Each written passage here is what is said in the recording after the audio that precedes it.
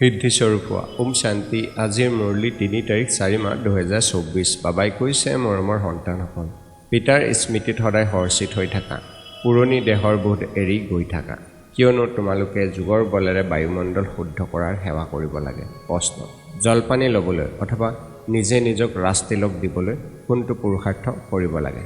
উত্তৰ, বাদশ্বাহী তিলক তেতিয়া পাবা যেতিয়া স্মৃতিৰ যাত্ৰাত থকা পুৰুষাৰ্থ কৰিবা। পৰস্পৰক ভাই ভাই বুলি বুজাৰ অভ্যাস কৰা, তেতিয়া নামৰূপৰ বোধ আঁতৰি যাব। অদৰকাৰী কথা কেতিয়াও নুশুনিবা। পিতাই যি শুনায় সেয়া শুনিবা, বাকী কথাত কাণ নিদিবা। পঢ়াৰ প্ৰতি পূৰা মনোযোগ দিয়া, তেতিয়া জলপানী পাব পাৰা।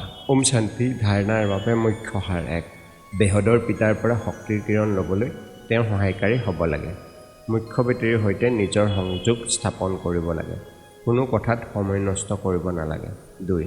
সঁচা উপাৰ্জন কৰিবলৈ বা ভাৰতৰ সঁচা সেৱা কৰিবলৈ একমাত্ৰ পিতাৰ স্মৃতিত থাকিব লাগে, কিয়নো স্মৃতিৰে বায়ুমণ্ডল শুদ্ধ হয়, আত্মা সত্ত্বপ্ৰধান হয়, অপাৰ আনন্দৰ অনুভৱ হয়, কৰ্মণ্য বশ হৈ যায়। বৰদান, স্বপৰিৱৰ্তনেৰে বিশ্ব পৰিৱৰ্তনৰ কাৰ্যত অন্তৰে বিচৰা ধৰণে সফলতা প্ৰাপ্ত কৰোঁতা সিদ্ধিস্বৰূপ। শ্লোগান, যেতিয়া বাণীত স্নেহ আৰু সংযম থাকিব, তেতিয়া বাণীৰ শক্তি জমা হ'ব। ওম শান্তি।